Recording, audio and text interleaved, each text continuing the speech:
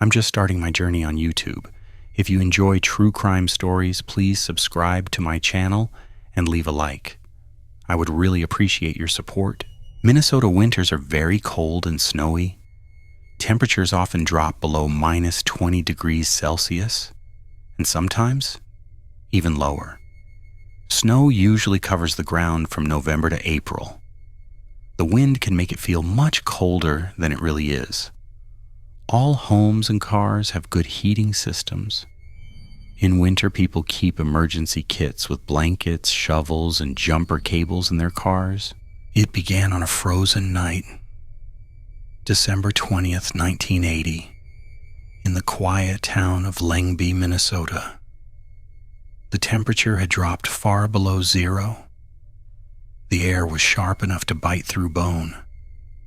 It was early morning when Wally Nelson stepped outside and noticed something half buried in the snow. At first, he couldn't tell what it was.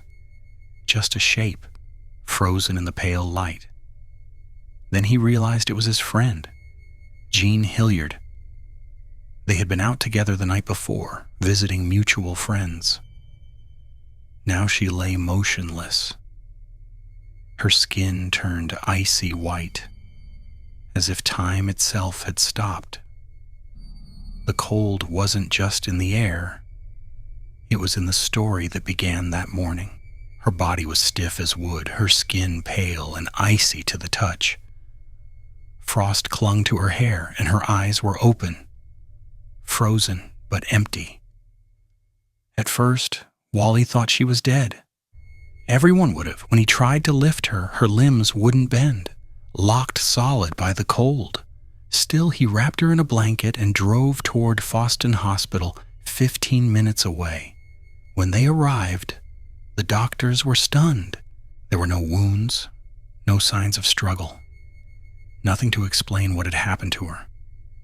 Just a frozen body untouched, as if the cold itself had claimed her. Jean's body temperature had fallen below 80 degrees Fahrenheit, too low for their thermometers to even register. Her skin was so cold that needles bent against it. She was, by every medical measure, dead. No heartbeat, no breath, no sign of life. But the doctors refused to give up. For hours, the medical team worked in silence. They warmed her body gradually, using heating pads and warm oxygen. Still, there was no sign of life.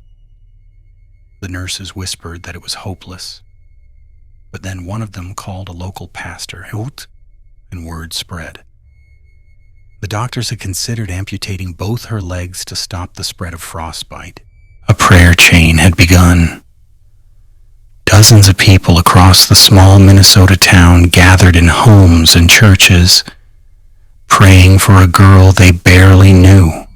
A nurse later recalled, "I remember that girl. You could knock on her like wood. She was blue, frozen solid, and all we could do was wait for her to thaw on her own. If she survived at all, we thought she'd wake up with brain damage, maybe lose both legs." She paused, remembering. But then, a few days later, I noticed her heels turning pink. Before that, they'd been pale, like the skin of the dead. Just 2 hours after the chain began, she went into violent spasms. This was a good sign that her life was returning to her.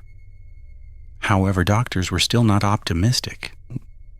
The next day, despite the seriousness of her frostbite, Jean awoke. Everything seemed to be fine with her mind and body. It was soon clear that nothing would have to be amputated from her, and that she would recover. After 49 days in the hospital and in defiance of everything known about frostbite, she was released. Since then, she has made an astonishing recovery and has suffered no later ill effects. "I'd gone into town and met some friends," Jean Hilliard recalled in a recent interview. "I headed home around midnight." She took a shortcut down an icy gravel road south of Lyngby.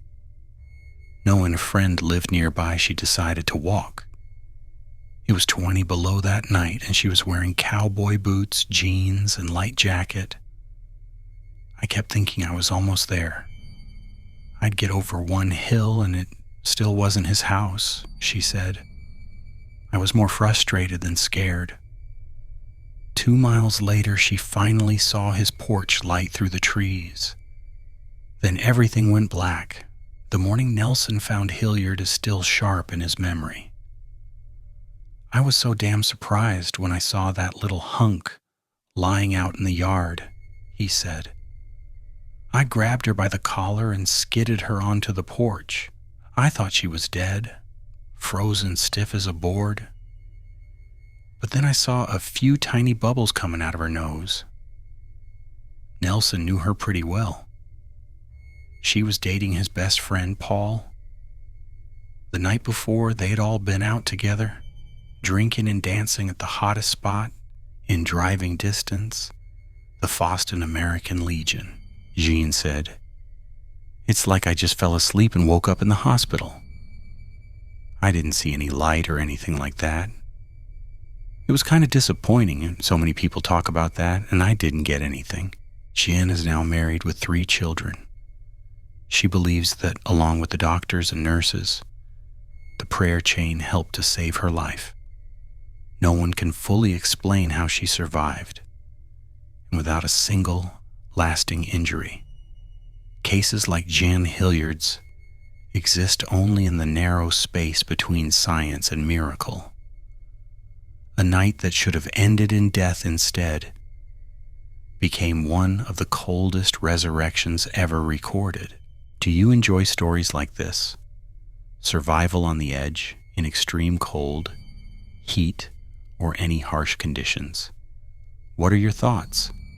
Share them in the comments.